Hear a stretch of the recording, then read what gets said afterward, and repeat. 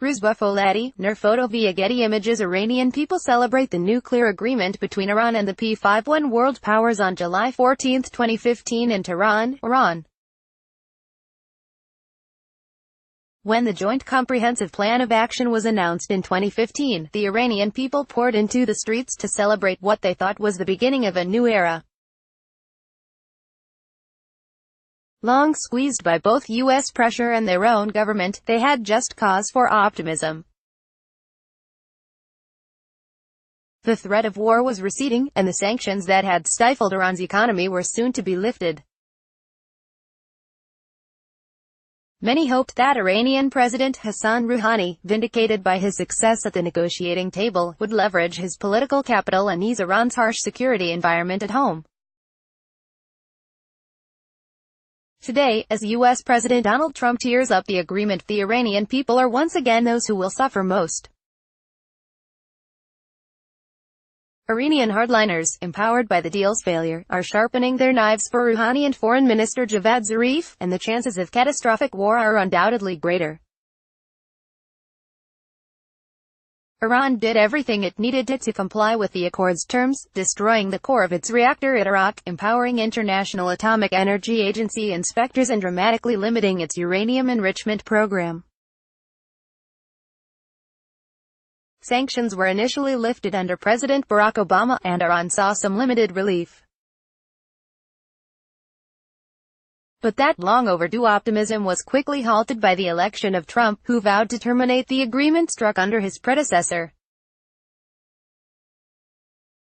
Iran's hopes for a brighter future had been turned over to a reality TV star turned demagogue. Doubts about whether Trump actually meant what he said during his volatile campaign were put to rest in the first week of his presidency, when he banned Iranians and many others from entering the United States on the basis of little more than bigotry. Shortly after the ban, Trump began subjecting the nuclear deal to a death by 1,000 cuts. Major deals with international companies like Boeing never came to fruition.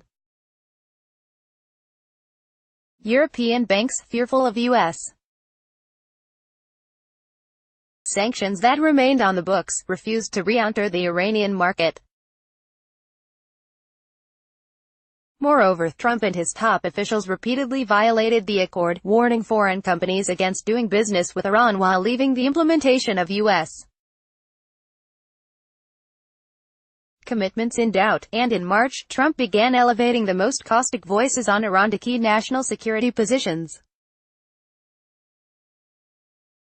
John Bolton, who has never stopped calling for bombing Iran and took money from a despised Iranian terrorist cult that seeks regime change, became National Security Advisor.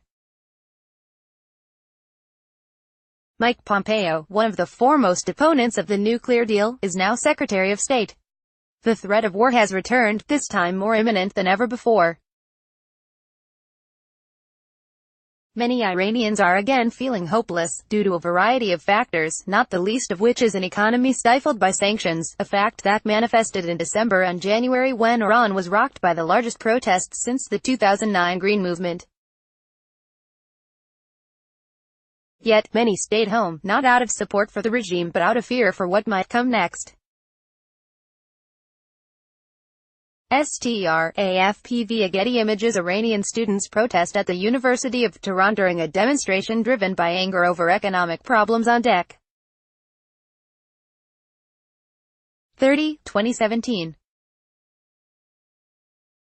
Now the hardline narrative that the United States cannot be trusted and will never lift the sanctions, has been vindicated by Trump's short-sighted and self-serving decision to abrogate the nuclear accord. The hardliners seek to seize back all levers of power from moderates like Rouhani and Zarif, to destroy hopes for reform and to ensure the elevation of a hardline successor to Iranian Supreme Leader Ali Khamenei. If they succeed in doing so, it will mean greater repression at home and escalation abroad. Yet, much like hardliners in Washington, Iranian hardliners have no good plan B for what comes after the deal.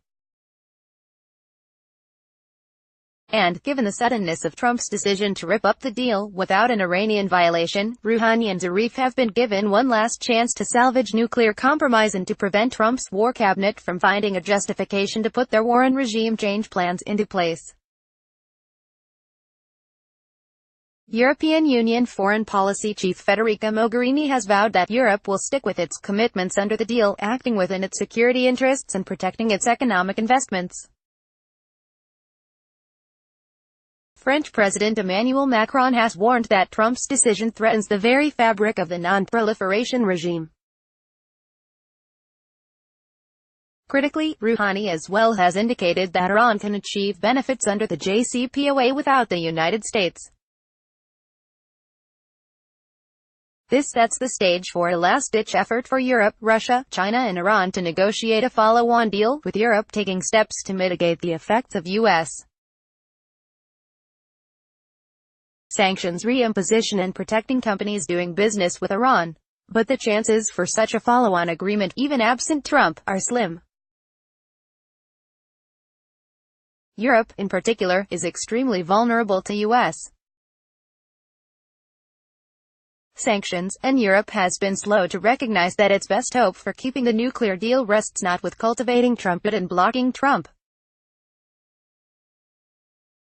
Israel and Saudi Arabia also hold many cards that could short-circuit diplomacy and drag the United States into direct military confrontation.